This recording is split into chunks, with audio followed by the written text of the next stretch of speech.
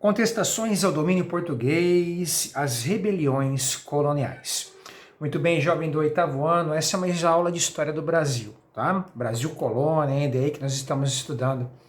Nós vimos ao longo aí dos últimos meses, não é verdade, queridos, como é que Portugal cria aqui na colônia portuguesa, que é o Brasil, métodos de poder explorar a área economicamente e também, é claro, de ocupá-la.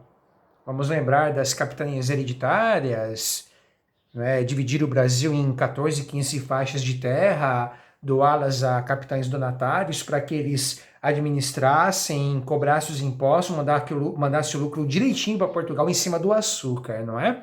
Não deu muito certo. Governo geral, primeira capital do Brasil, Salvador, não é? Com o governador geral que iria, juntamente das câmaras municipais, poder tomar conta da área, cobrar os impostos e mandar a parte que cabia a Portugal na venda do açúcar também. Muito bem, aí o Brasil começa a ter uma estrutura administrativa um pouco mais forte. Mas foi na época da mineração que isso ficou realmente mais concreto, com a intendência das minas e as casas de fundição, não é? Com ouro que tinha que ser fundido, quintado, 20% dele separado para Portugal, não poderia andar por aí com ouro em pó, em pepita, e sim ele todo na barra, não é? Bonitinho, com os selos reais de Portugal, para poder o brasileiro ou o estrangeiro que aqui morasse poder circular com as suas barras de ouro. Então, Portugal, ao longo do tempo, cria vários mecanismos de cobrança desses impostos, já que a terra lhe pertencia. Muito bem. Só que com o passar do tempo, a ideia daqueles que moravam aqui começa a ser devagarzinho contaminada pelos ideais iluministas. Pela comunicação feita com o exterior, sabendo que nos Estados Unidos, sabendo que na Europa havia também movimentos de contestação à ordem real, à ordem absolutista. Então aqui também vai ter esse sentimento de, opa, tem que melhorar para nós que estamos aqui também. Agora, quem eram esses agentes? Ah, vamos ver, é claro. Por exemplo, as camadas médias da população. As camadas médias da população se baseiam nos ideais iluministas para terem um pouco mais de liberdade, poderem ter uma cobrança menor de impostos. Tudo girava em torno de pagar menos impostos.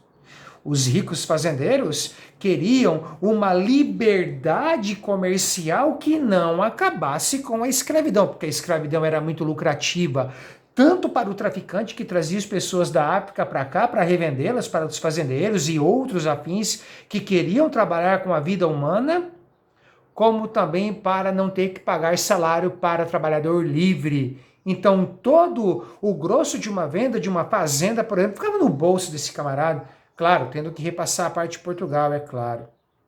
E para o humilde também queria liberdades, quem sabe o fim da escravidão, quem sabe condições melhores de salário perante o seu empregador, não é? Uma melhor colocação no mercado e também a ideia de cidadania. Porque até então a ideia de cidadania era para o homem, maior de idade, branco e com boa posição social. Aos outros, a cidadania praticamente era nula, podemos dizer assim. Não é, meu jovem, minha jovem? Agora, por que estamos falando tanto de cobrança de impostos? O ano foi 1703, tá bom? Portugal vai assinar com a Inglaterra, parceira antiga de comércio de Portugal, o famoso Tratado de Mituim, ou o Tratado dos Panos e dos Vinhos. Oitavo ano, pega essa visão agora. Vamos fazer negócio, tá? Eu vou vender tecido para você e você vai vender vinho para mim, tá? Olha só o contrato assinado em Mituim. Eu vou vender o meu tecido para você e não vai ter taxa nenhuma para você. Eu vou vender o tecido a 10, só 10, e os 10 são meus, tá? Agora, eu vou comprar vinho de você.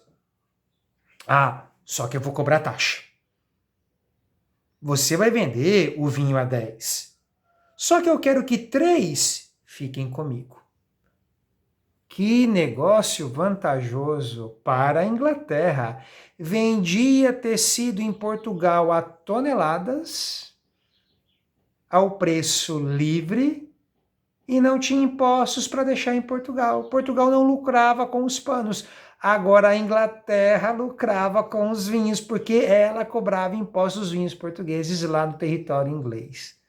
E aí, com Portugal não tendo tanta lucratividade, vai querer aumentar a carga de impostos aqui, da região, dos produtores daqui, do açúcar, da carne, dos insumos, não é? Do ouro, do metal que está ficando importante, porque não fez um bom negócio no Tratado de Mituim. Aí o que vai acontecer? Vão surgir aqui 2 movimentos que vão contestar essa ordem de coisas. Nós vamos chamá-los de movimentos nativistas e movimentos emancipacionistas. Muito bem. Movimento nativista. Movimentos nativistas são revoltas que ocorreram aqui no Brasil, mas que tinham caráter local. Os líderes das revoltas queriam solução para o seu problema dali. Não queriam separar de Portugal, não queriam independência, nada disso. Só queriam resolver o seu problema local. E muitas vezes até juravam mais lealdade ao rei ainda. Se o seu problema fosse resolvido, estava tudo certo. E a revolta emancipacionista? Essa tinha um cunho iluminista mais sério e propunha até, por exemplo, o fim da escravidão, muitas vezes, e a separação do Brasil e de Portugal. O que a gente vai vir a conhecer como independência. Bem, primeiramente as revoltas nativistas, essas que tinham um cunho local, que não tinham uma ideologia de separar o Brasil de Portugal. Temos algumas importantes, por exemplo, uma das mais importantes foi a revolta do Maneta, 1711, em Salvador. A revolta do Maneta, liderada por este homem chamado Maneta, lutava contra o preço alto do sal para vender para Portugal, reclamando do preço do sal. Mais nada. Querem ver outra? A gente vai ter também, por exemplo, a revolta dos irmãos Beckman, empresários lá no Maranhão, tá? O problema deles com Portugal é por causa do monopólio do comércio, tá? Eles vão se revoltar por causa dos baixos preços, né?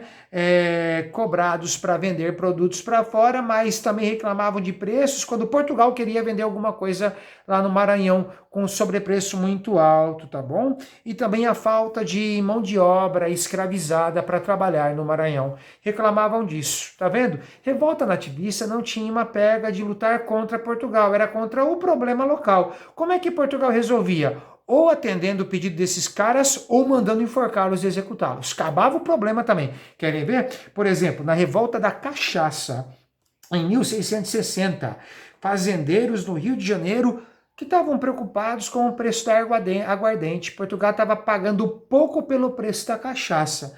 Olha o que veio acontecer. O líder deles, Jerônimo Barbalho, foi enforcado pelo governo de Portugal e meses depois Portugal vai rever o preço de quanto que cobrava pela cachaça. O cara morreu e depois Portugal foi atender o pedido deles. Então, gente, revoltas nativistas não têm cunho de separatismo.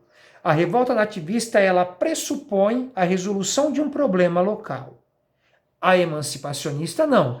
Ela vai ter um cunho de separar o Brasil de Portugal, se isso fosse necessário. Tá? As revoltas emancipacionistas nós veremos num segundo momento.